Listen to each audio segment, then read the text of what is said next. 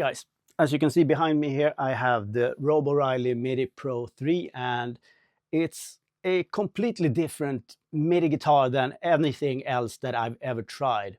First off, it has fret scanning instead of audio being converted into MIDI. So you don't have the same latency that you would normally have with a guitar like a Jamstick, or if you're using the Jam Origin MIDI Guitar 3 software, for instance. The latency has never been a problem for me, so I'm not really going to go into that. You'll see for yourself that it triggers instantly.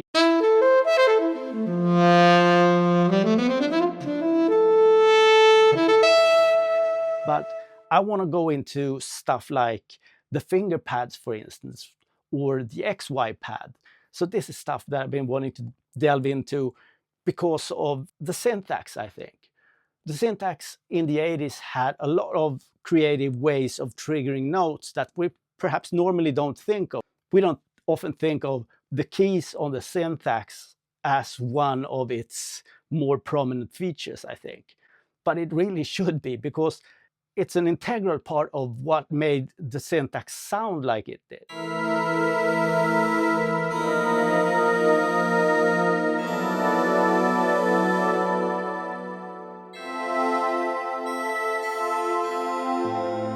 The way a piano player, for instance, plays his notes, he's very particular about the striking aspect of the chord. He put a lot of effort into striking the notes with the same kind of force and also at the same time, so it doesn't spread out like we would do on a traditional guitar. And this is one of those aspects that once you've heard it and realize that it's achievable also on guitar, it becomes way more interesting. It really opens up a new world for you in terms of how to think.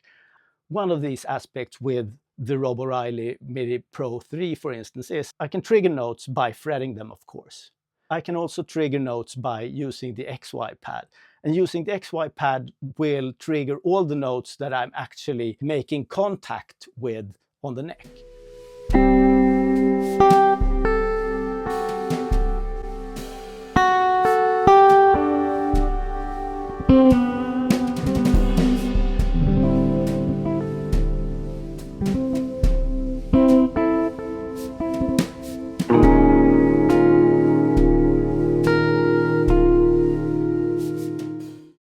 So one other upside with the fret scanning system is, of course, stuff like infinite sustain. And this, of course, means that I don't have to worry anymore about a string stop ringing, interrupting the MIDI conversion in the middle of me doing stuff with it.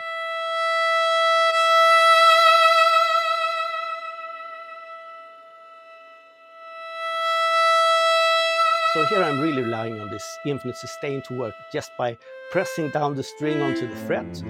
And afterwards I'm modulating the dynamics with the breath controller, and I'm also using the finger pads that is connected to the mod wheel, in this case CC1, and introducing the scripted vibrato for this particular instrument. But scripted vibratos isn't always exactly what you're looking for.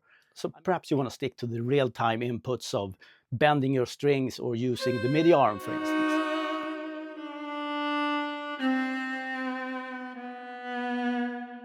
But you should know that the MIDI arm is very much a thing that you can use also for stuff like the expression part in this instrument. So you can assign that to control whatever I controlled with my breath controller in this case.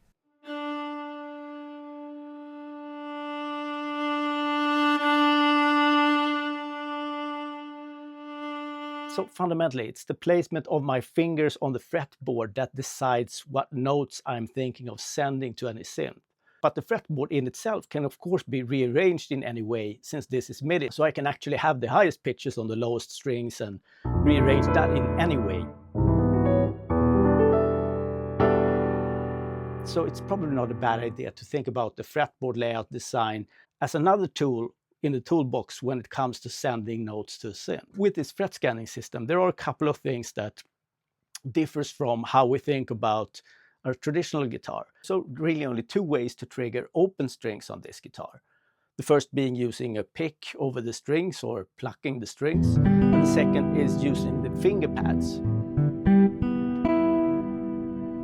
But as soon as you start fretting notes, you have at least 4 different ways to trigger these notes to send them to a synth. The first one is, of course, to pick or pluck any notes like you would with a traditional guitar.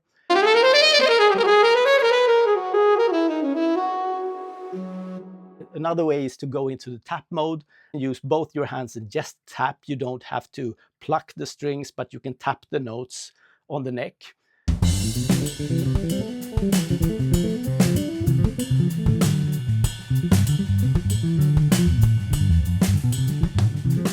The third way might be to trigger the notes separately by using the finger pads below the strings.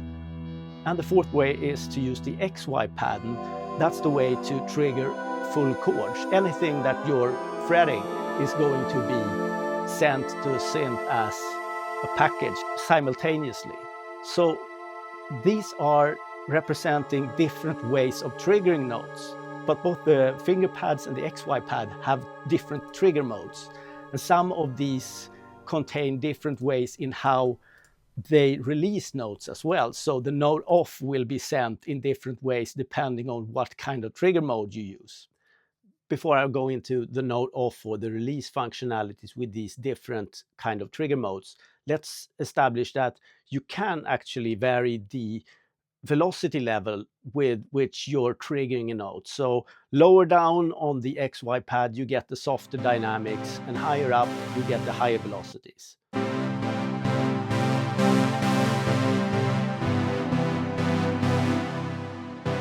For the first standard XY pad trigger mode, the notes will only ring for as long as you press down on the XY pad itself.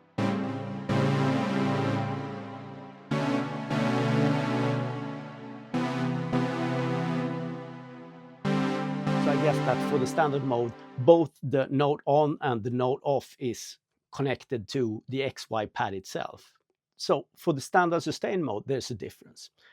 I trigger the note with the XY pad, but it doesn't stop because I lift my finger off the XY pad. Instead, the note or the notes playing will stop as soon as I lift my hand off the fretboard instead.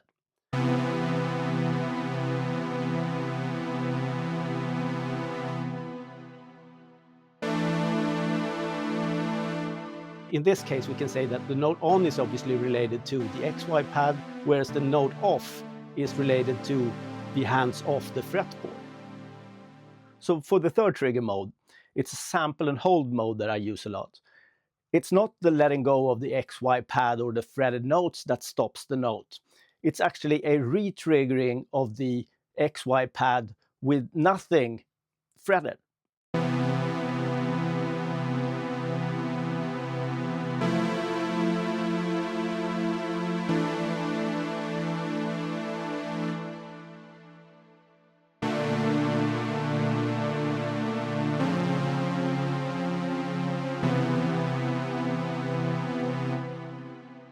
So this is obviously a trigger mode that I would use if I want to move from chord to chord, perhaps with some occasional break, but not that many. This is the perfect tool to use when I want to solo over chords, but I don't want the chords to be static in terms of time. I don't want to have a sequencer or DAW playing behind me. I want to have full control over how long these chords are, if I'm going to spread out more and then change the chords. So I want to be in charge of both the chords and the soloing.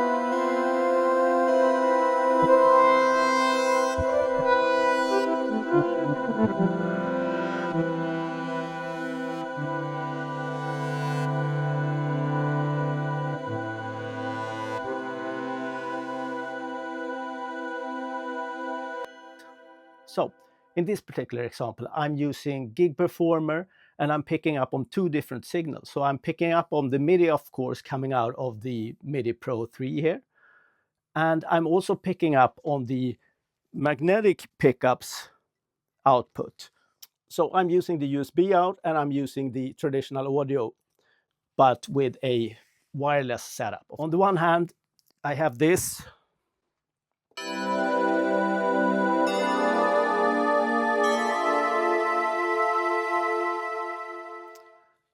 And that's coming from the Rob O'Reilly guitar itself. This is the MIDI Pro 3 with a sample and hold trigger mode, controlling two synths from Arturia. I'm having the Synthaxe, and I'm also having their DX7 for this bell sound.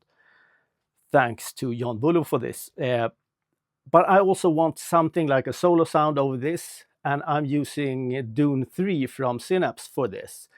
In Gig Performer, I have this separate setup with Jam Origins MIDI Guitar 3, sending out a separate signal to the Synthaxe Dune 3 synth, completely driven by the expression data coming from the breath controller. The Rob O'Reilly guitar is only responding with sending MIDI if I'm using the XY pad. So this is how I can keep these two separate lines completely separate. Okay, so that was all about the XY pad. Now let's talk about the finger pads in detail. Not only do they work perfectly for stuff like arpeggiating fretted chords, you just slide gently over them and they're super sensitive and you get these perfect arpeggios of whatever you're playing.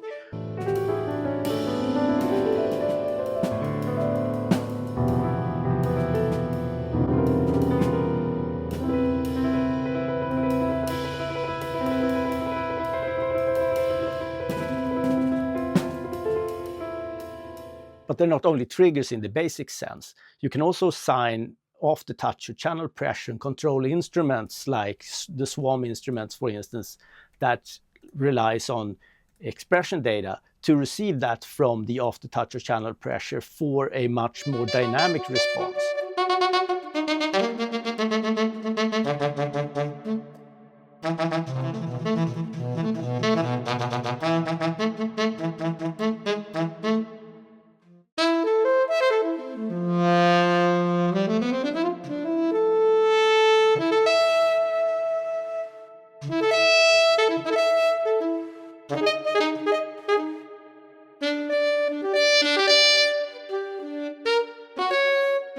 So you can see how the finger pads really doesn't interfere with your playing, but rather complements it. So once you've fretted a chord, you can choose to pick the strings if you want to, or you can choose the finger pads. Both of these are velocity sensitive, and the finger pads can also, over and above that, send other messages as well.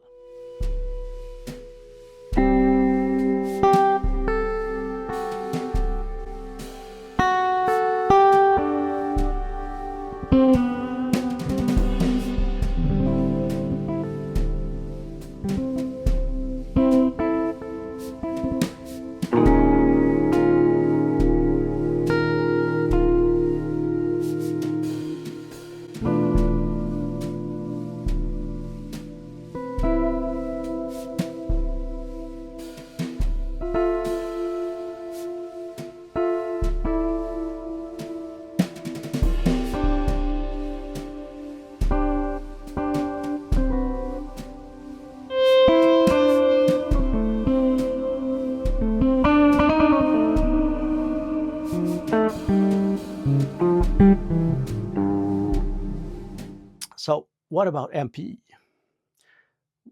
Whether or not you like the MPE synths or not shouldn't really matter, because setting up for MPE means that you'll get the polyphonic bend from the guitar into the synth world. All the small nuances that you can get from string bends suddenly appears with synth sounds. Not all synths are either capable of or even sound good with these minute string bends. But let's go over the basics on how to set up to play with an MPE synth, or at least with a synth that accepts polyphonic bends. So what you want to do is you want to set each string to have its own channel. You should probably avoid channel 1 or channel 16, because the MPE standards uses either of those for the global messages. but you're well advised to set up on channels 2 to 7, for instance. So use channels 2 to 7. Do the same for the finger pads, and try to use the channel pressure Aftertouch or perhaps CC74. Most MP synths have something interesting assigned to both of these dimensions. Here I'm going to show you first an example where I'm using the Roli Equator synth, and I've assigned every other string to channel pressure and the other ones to CC74. So I have both of these coming from the guitar's finger pads.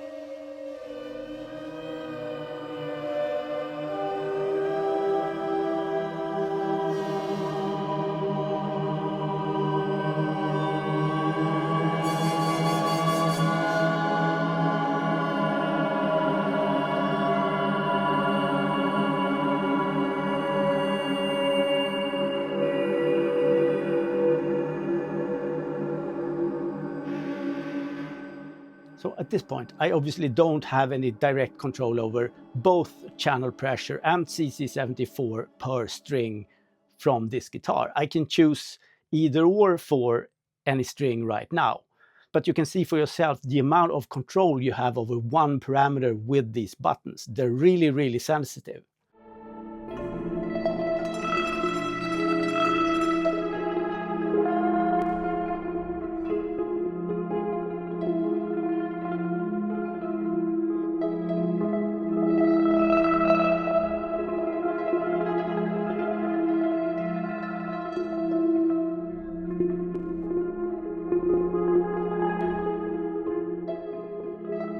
And more on the subject of precision control over multiple parameters. You can turn off the trigger mode from the XY pad, of course, and use that as an XY pad if any of your instruments have that in them already.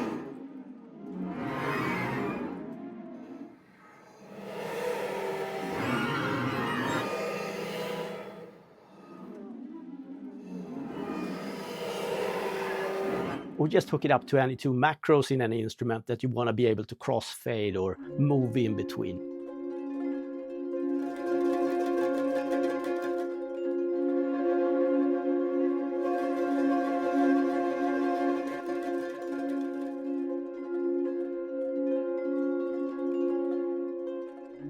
So I guess you've realized by now that there's a million things that you can do, and I won't be able to cram all of this into this little introduction video that I wanted to do on this. And hopefully I can get everything into something like an overview or review of this guitar in the end. I can't be the only one that have been interested in this guitar for the longest time now. So like and subscribe, notification bell, and all that stuff. Comment in the comment section if you have some questions about this guitar and have some ideas about what I should cover in another video, because this channel has always been all about trying to get some information out.